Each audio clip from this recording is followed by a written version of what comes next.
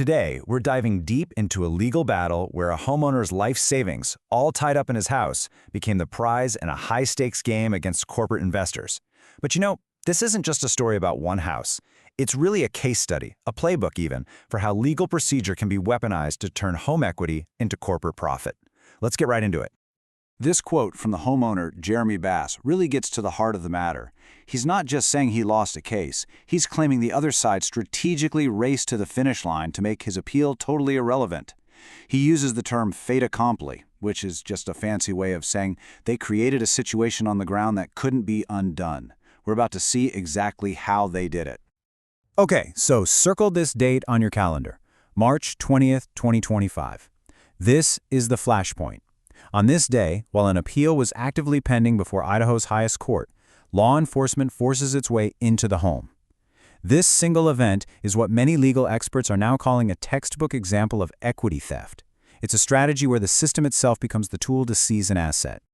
To really wrap your head around the strategy here, you have to go back to the day of the eviction, because this wasn't some routine, by-the-book procedure. Oh no, this was a statement.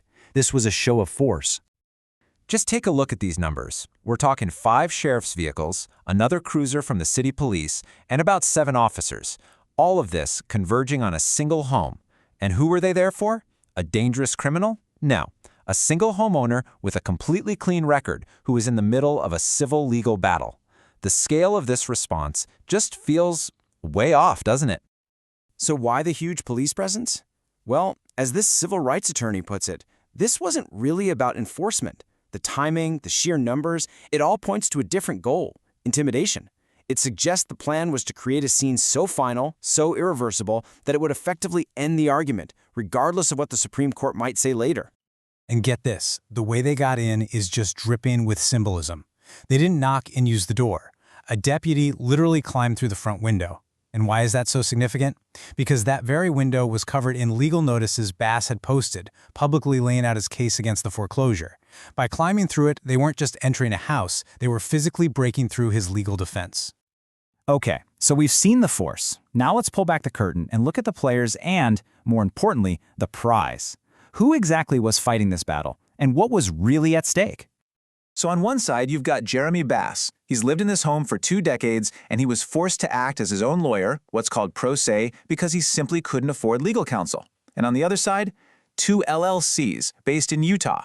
And here's a little detail that raises a big red flag. They apparently weren't even registered to do business in Idaho, which makes you wonder how they were even operating there in the first place. So what was this whole fight really about? It all comes down to this number, $305,000. That was the estimated equity in the home. This wasn't just a fight over a building, it was a fight for a person's life savings. And this chart just makes the financial picture brutally clear. The market value of the home was nearly $500,000, but it was sold at the foreclosure auction for just a fraction of that, a little over $165,000. That massive gap between what it was worth and what it sold for, that's the $305,000 in equity. It just vanished from the homeowner's balance sheet. And this brings us right to that key concept we mentioned, equity theft. That's the term being used for this kind of process. It's when legal technicalities and procedures are used not just to settle a debt, but to capture all of a homeowner's built-up equity. It's a wealth transfer, plain and simple, from an individual to an institutional investor, all done under the cover of legal procedure. Now, this battle wasn't just physical. It was fought tooth and nail in the courtroom. And for a homeowner representing himself against a team of experienced corporate lawyers, it was an absolute legal gauntlet.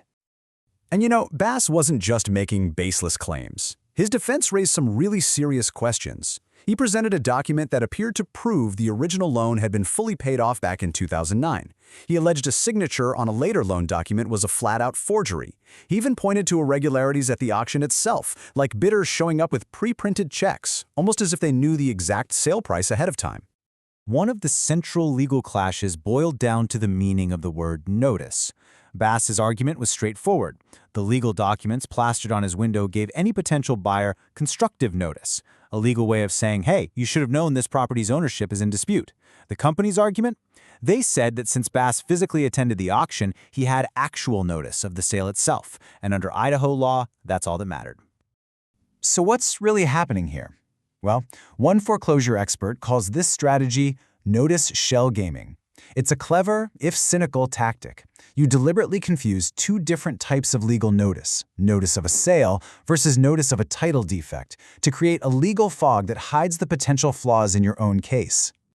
All of this created a bizarre legal catch-22, what one analyst termed double preclusion. Here's how it worked. The court basically said to Bass, you are not allowed to argue whether you actually defaulted on the loan. But then the court turned around and used the unproven assumption that he was in default as the very basis to evict him. He was completely trapped in a procedural paradox. So, despite all of Bass's substantive arguments, the legal process just kept barreling forward at an incredible pace. It wasn't just a court case anymore. It was a race against the clock, where time itself became a weapon. I mean, just look at this timeline. It's staggering. 135 days. That's it. From the initial summary judgment against him to being physically removed from his home of 20 years. And look at the end there. The eviction happens just 10 days after the Supreme Court denied a temporary stay. And that denial was on a technicality that Bass had almost no time to even try to fix. Legal experts have a term for this tactic too. It's called process compression. The strategy is to accelerate everything so quickly that you can execute the judgment, take the house, long before the appeals court ever has a chance to weigh in on whether the judgment was correct in the first place. You win by simply outrunning the justice system. And so, that brings us to the Idaho Supreme Court. Bass has been removed from his home, but his appeal is finally there. But the massive question hanging over everything is it too late? Is there actually anything left for the court to decide? And this is the final move in the playbook. It's called strategic mooting. The companies are now arguing that because they possess the house, the entire case is moot. It's irrelevant. There's nothing left to argue about. If the court agrees, it means this whole strategy was a success. They've effectively shielded the foreclosure from ever being reviewed by a higher court. But Bass argues his appeal is anything but moot. He's making three classic legal arguments. First, he's saying the loss of over $300,000 in equity is a very real, ongoing injury the court can still fix. Second, he's arguing that if this tactic is allowed to stand, it sets a dangerous precedent that could be used to block every foreclosure appeal in the future. And third, he's saying the public has a massive interest in making sure the justice system itself isn't being gamed. And as one legal scholar puts it, the Idaho Supreme Court is truly at a crossroads. They can take a very formalistic, by-the-book approach and say, well, possession has changed hands, so the case is moot, or they can take a more functional approach, one that looks at the reality of the situation and says that the right to a meaningful appeal has to be protected. The path they choose will set a major precedent for years to come. And that leaves us with this final, powerful question, posed by the homeowner himself. It really cuts to the core of this entire situation. Is our justice system about the law, about fairness, and about getting to the right answer? Or has it become a game about who can push the paperwork through the fastest? It's a fundamental question, and the answer has implications for all of us.